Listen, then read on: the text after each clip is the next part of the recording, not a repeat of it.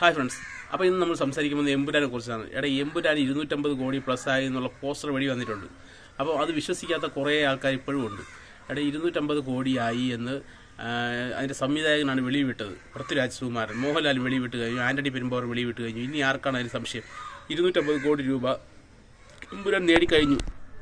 അതിനി ആരും ഇല്ലെന്ന് പറഞ്ഞിട്ട് കാര്യമില്ല.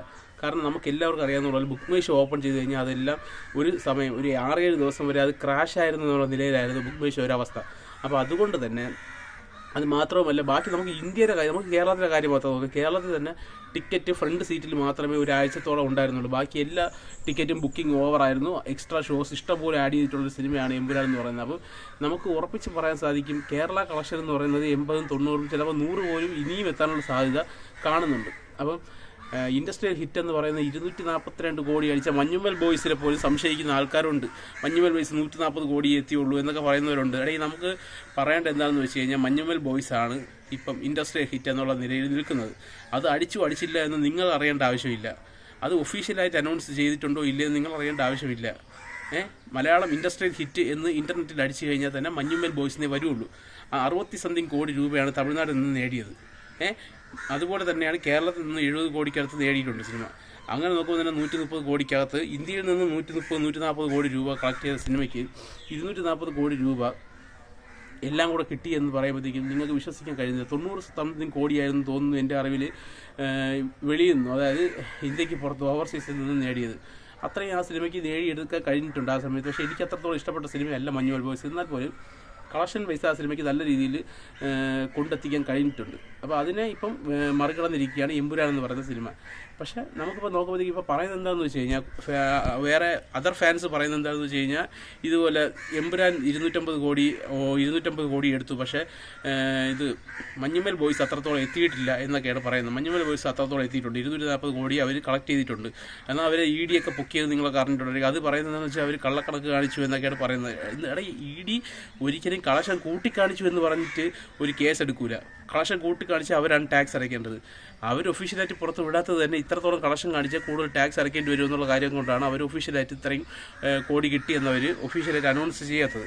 എന്നിട്ട് അവർ 100-something കോടി നിങ്ങൾ പറഞ്ഞതുപോലെ ആയിരിക്കും ചിലപ്പോൾ അവർ ഫയൽ ചെയ്തിട്ടുണ്ടാവുക. പക്ഷേ ഇത്രയും കോടി രൂപ കിട്ടിയിട്ടുണ്ടെന്നുള്ള കാര്യം പരസ്യമായതിനെ തുടർന്നാണ് ഇൻകം ടാക്സുകാർ അതിൻ്റെ അന്വേഷണങ്ങളും ഇതുമായിട്ട് മുമ്പോട്ട് പോയത്.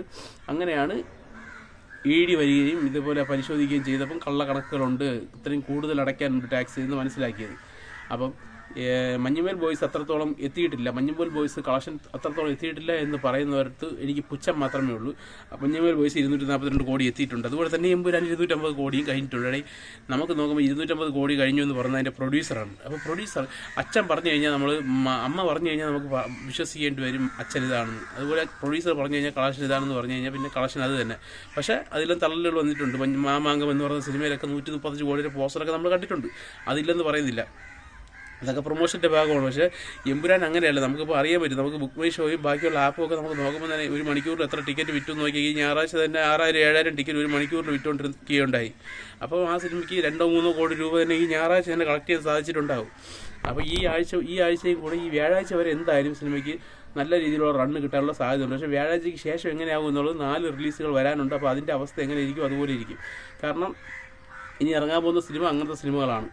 അപ്പോൾ ബസൂക്ക് എന്ന് പറഞ്ഞ സിനിമയും ഗുഡ് ബാഡ് അഗ്ലിയും അത് രണ്ടും കളവാണാൽ തന്നെ എമ്പുരാൻ ഒന്ന് വീഴാനുള്ള സാധ്യതയുണ്ട്, ഇല്ലെന്ന് പറയുന്നില്ല. പക്ഷേ എമ്പുരാൻ വീഴാൻ പോലും എമ്പുരാൻ കാണേണ്ട മലയാളികളെല്ലാം കണ്ടു കഴിഞ്ഞു. കാരണം ഈ 100 ദിവസം കൊണ്ട് കാണേണ്ട ആൾക്കാരെല്ലാം 15 ദിവസം കൊണ്ട് കണ്ടു കഴിഞ്ഞു സിനിമ. അതുകൊണ്ടാണ് സിനിമയുടെ കളക്ഷൻ കുറയുന്നത്. അല്ലാതെ ഈ സിനിമയ്ക്ക് മോശം അഭിപ്രായം കിട്ടിയത് കൊണ്ടോ ഈ സിനിമയുടെ വിവാദങ്ങൾ സിനിമയെ ബാധിച്ചത് കൊണ്ടോ അല്ല ഇതിൻ്റെ കളക്ഷൻ കുറയുന്നത്. അപ്പം നിങ്ങളുടെ അഭിപ്രായം കമന്റ് ബോക്സിൽ ഇടാം. സിനിമയെക്കുറിച്ച് സിനിമയുടെ കളക്ഷൻ ഉള്ളതാണോ, മഞ്ഞുമൽ ബോയ്സിൻ്റെ കളക്ഷൻ ഇല്ല എന്നൊന്നും ആരും പറഞ്ഞുകൊണ്ട് വരണ്ട.